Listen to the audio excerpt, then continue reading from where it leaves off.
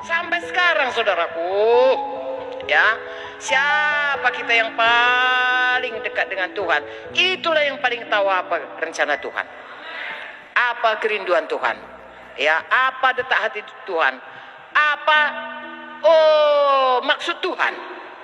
Makanya lagi-lagi hari ini saya mendorong saudara, mari kita dekat semua dengan Tuhan. Amin.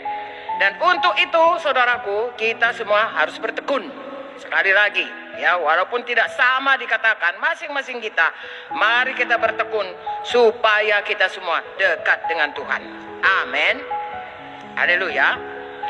Dan sebenarnya bagi kita, bagi saya dan saudara, kalau mau dekat dengan Tuhan, ya, kita harus mempunyai kebiasaan-kebiasaan yang baru yang kita bina. Ya, yang tadinya kita ini sibuk memikirkan diri sendiri, tentunya kalau mau dekat dengan Tuhan atau kalau mau jadi murid, tentunya kita harus belajar bagaimana meninggalkan semua, ya, dan mulai mengikut Yesus. Begitu juga kalau mau dekat dengan Tuhan, kita harus meninggalkan yang lama dan membina satu kebiasaan baru yang mau bertambah-tambah dekat dengan Tuhan. Yang paling sulit ini meninggalkan kebiasaan lama ini. Ya, kebiasaan lama kita yang membuat kita atau menghalangi kita untuk dekat dengan Tuhan, yang membuat kita selalu tergendala untuk dekat dengan Tuhan. Itulah yang harus kita sadari dan kita belajar meninggalkannya.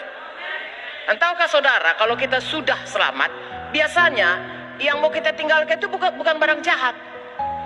Ya, bukannya misalnya tinggalkanlah engkau perzinahanmu, enggak itu lagi. Ya, tinggalkanlah kenajisanmu, bukan. Tinggalkanlah engkau merampok bank, enggak itu. Ya, kebanyakan yang membuat kita lupa ataupun tergendala atau terhalang atau akhirnya terbengkalai untuk hidup dekat dengan Tuhan adalah kesibukan melayani. Ya, bukan kesibukan yang jahat. Ya, kalau memang kesibukan yang jahat, saudaraku, itu memang haruslah, ya, dihilangkan, haruslah bertobat sungguh-sungguh. Tapi kesibukan yang kita rasa itu adalah membela Tuhan, tetapi akhirnya itu membuat kita justru mempunyai satu kebiasaan yang tidak menempatkan Tuhan utama dalam hidup kita.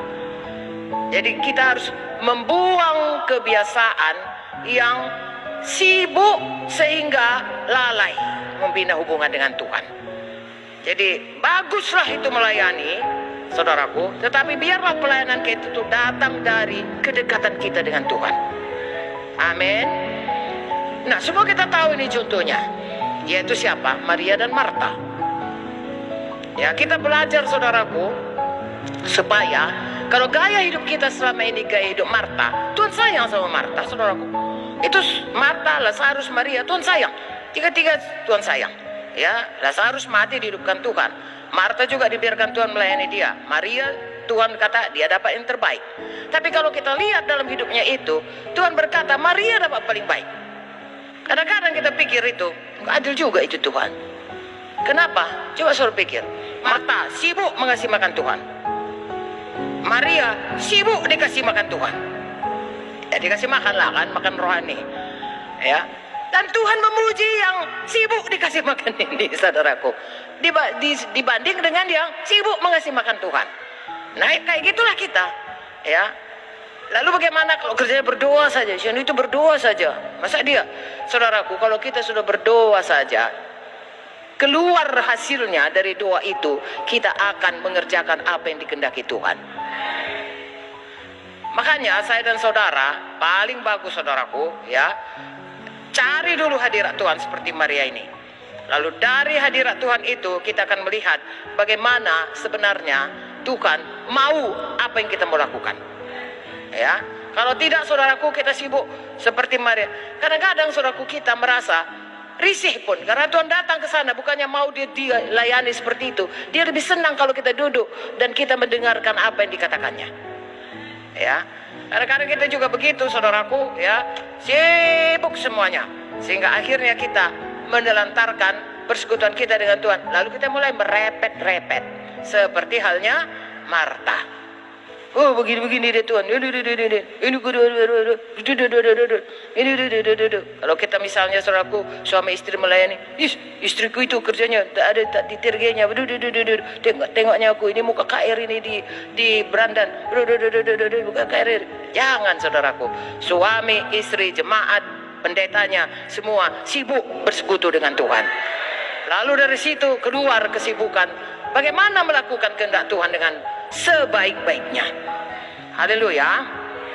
Jadi kita akan melihat saudaraku, kalau kita lakukan semua hal-hal di mana kita itu ya mencari membina keintiman dengan Tuhan, kita akan melihat hidup kita itu menerima lebih banyak dari Tuhan. Ketimbang kalau kita sibuk ke sana sibuk kemari saudaraku ya. Jejaring ke sana, jejaring kemari saudaraku. Melayani ke sana, melayani kemari. Ya, semua itu bagus seperti saya katakan tadi, tapi kalau itu membuat kita tergendala, terlantar ya keintiman dengan Tuhan, saudaraku, itu kita harus kerja keras betul untuk mengubah sesuatu yang harus hilang dari hidup kita. Ya. Nah, dan kalau kita kemudian saudaraku berhasil membina keintiman kita, maka kita akan lihat Tuhan memberikan kepada kita seperti Paulus tadi pengenalan akan Dia yang lebih dalam, dan pengenalan akan Dia itu akan membawa banyak berkat kepada hidup kita. Lalu kemudian hidup kita yang sudah begitu lebih kenal kepada Tuhan, lebih mengerti jalan Tuhan, seperti tadi lebih mengerti detak hati Tuhan, kehendak Tuhan, itu bisa kita impartasikan kepada orang lain. Bukan hanya sekedar cerita, begini kata Tuhan, begini kata Tuhan, tidak. Kita sendiri sudah menghidupinya. Ya, bagaimana dekatnya dengan Tuhan itu sangat ya membuat kita itu berubah. Lalu yang kita sampaikan itu pun bukan hanya sekedar pengetahuan, tapi impartasi dari kehidupan kita. Lalu orang pun lebih diberkati. Haleluya.